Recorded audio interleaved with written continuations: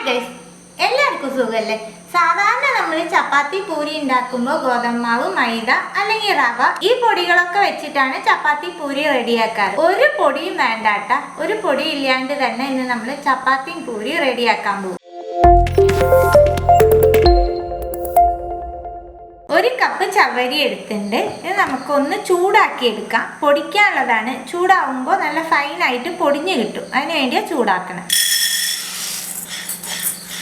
ചവ്വരി നല്ലോണം ചൂടായിട്ട് കളറൊന്നും മാറണ്ട. ഇത് നല്ലോണം തണുത്തതിന് ശേഷം നമുക്ക് പൊടിച്ചെടുത്ത പൊടി ബൗളിലേക്ക് ഇടുന്നുണ്ട്. ഇത് മാറ്റി വയ്ക്കാം. ഒരു ഉരുളക്കിഴങ്ങ് എടുത്ത് വേവിച്ച് വെച്ചേക്കുന്നതാണ്. ഇതിൻ്റെ തൊലി കളഞ്ഞെടുത്തിട്ട് വരാം. ഉരുളക്കിഴങ്ങ് ഗ്രേറ്റ് ചെയ്തെടുക്കാം. ഗ്രേറ്റ് ചെയ്തെടുത്ത ഉരുളക്കിഴങ്ങിൻ്റെ അളവ് ഞാൻ കാണിച്ചു തരാം. ഒരു കപ്പ് ചവ്വരിയാണ് നമ്മൾ എടുത്തത്. അതേപോലെ തന്നെ ഒരു കപ്പ് ഗ്രേറ്റ് ചെയ്ത ഉരുളക്കിഴങ്ങ് വേണം. അതാണ് ഉരുളക്കിഴങ്ങിൻ്റെ അളവ്. മാവിന് ആവശ്യമായിട്ടുള്ള ഉപ്പ് ചേർക്കുന്നുണ്ട്. 1 ടേബിൾ സ്പൂൺ ഓയിൽ ചേർക്കാം. നമ്മൾ ഗ്രേറ്റ് ചെയ്ത് വെച്ചേക്കുന്ന ഉരുളക്കിഴങ്ങ് ചേർക്കുന്നുണ്ട്.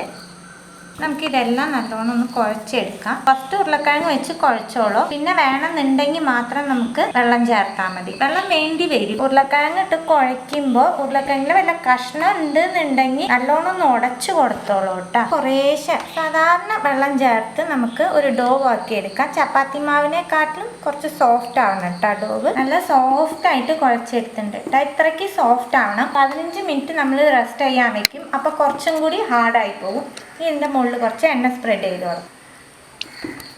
15 മിനിറ്റ് മാറ്റി വയ്ക്കും. മാവ് റെസ്റ്റ് ചെയ്യാൻ വെച്ചിട്ട് 15 മിനിറ്റ് ആയിട്ട്. 15 മിനിറ്റിൽ കൂടുതൽ റെസ്റ്റ് ചെയ്യാനായിട്ട് വെക്കേണ്ട. ചവ്വരി ആയ കാരണം കുറച്ച് ഹാർഡായി പോകും. അങ്ങനെ ഹാർഡ് ആവുകയാണെന്നുണ്ടെങ്കിൽ കുറച്ച് വെള്ളം തളിച്ചു കൊടുത്ത് ഒന്നും കൂടി മാവ് ഇതുപോലെ സോഫ്റ്റ് ആക്കി എടുത്തോളാം. നമുക്കൊന്ന് കുഴച്ചെടുക്കും. മാവ് ഇനി 2 പോർഷൻ ആക്കാം. നമുക്ക് പൂരി ചപ്പാത്തി രണ്ടും ഉണ്ടാക്കുന്നുണ്ട്. അങ്ങനെ ചപ്പാത്തിക്ക് ബോൾസ് ആക്കുന്ന പോലെ കുറച്ച് എടുത്ത് ബോൾസ് ആക്കാം. ചപ്പാത്തിക്കുള്ളത് ബോൾസ് ആക്കി, പൂരിക്കുള്ളത് ബോൾസ് ആക്കി എടുക്കാം. ഗോതമ്പാവ്, മൈദ എന്തെങ്കിലും കല്ലിൽ സ്പ്രെഡ് ചെയ്തോളൂ. ഒട്ടിപ്പിടിക്കാണ്ടിരിക്കാനാണ്. ചപ്പാത്തിക്ക് പരത്തുന്ന പോലെ പരത്തിയെടുക്കാം.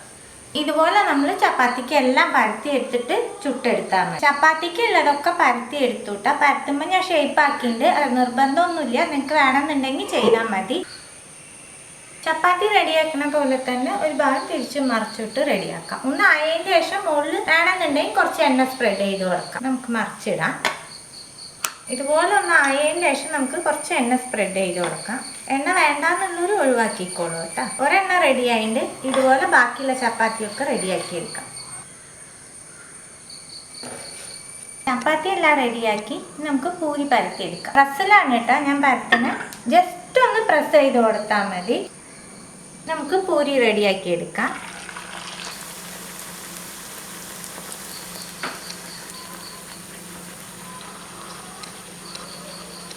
ഒരെണ്ണ റെഡി ആയിട്ട് എണ്ണയൊന്ന് കോരി മാറ്റാം.